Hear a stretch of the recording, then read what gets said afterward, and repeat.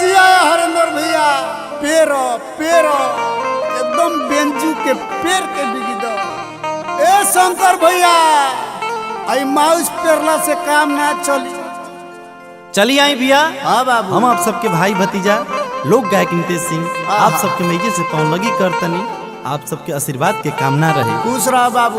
तो बहुत ही खूबसूरत एगो गीत हम चैता लेके आ रहल बानी। हाँ जी। आप सबसे आशा न पूर्ण विश्वास बा कि आप सबके आशीर्वाद जरूर मिली एकदम मिली। और जो नया गीत के गीतकार बने हमनी के बड़ भैया गोलू पांडे जी और एकरा में संगीत परोसले बनी हमनी के बड़ भैया शंकर बिहारी जी। अब बड़ा प्यारा तबला बजौले बनी हमनी के बड़ भैया अरविंद भैया। हाँ जी जोड़ा बा। तो कवि के भाव लागल का बबुआ रे तनिया तो आओ बना के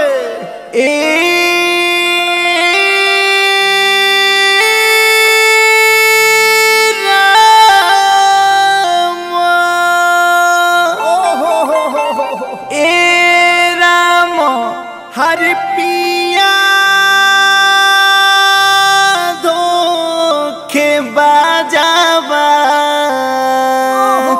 के अंगूठा दिखाई रामा देवरे से दवारी कराई रामा देवरे से दवारी कराई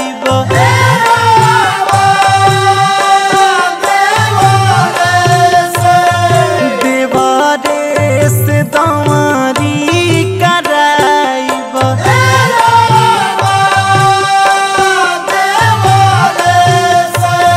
देवरेस दवारी कराइब देवरेस दवारी कराइब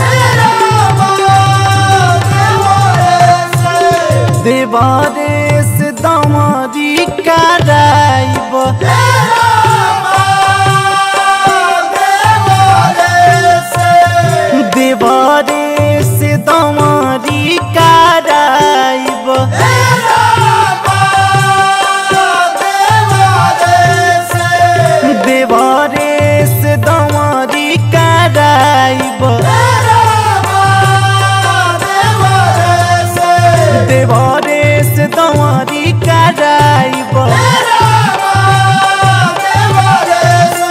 ए राम पिया धोखे बजावा ए राम पिया धोखे बजावा के अंगूठा दिखाइब रामा देवरेस दवारी कराइब देवरेस दवारी कराइब देवरेस दवारी कराइब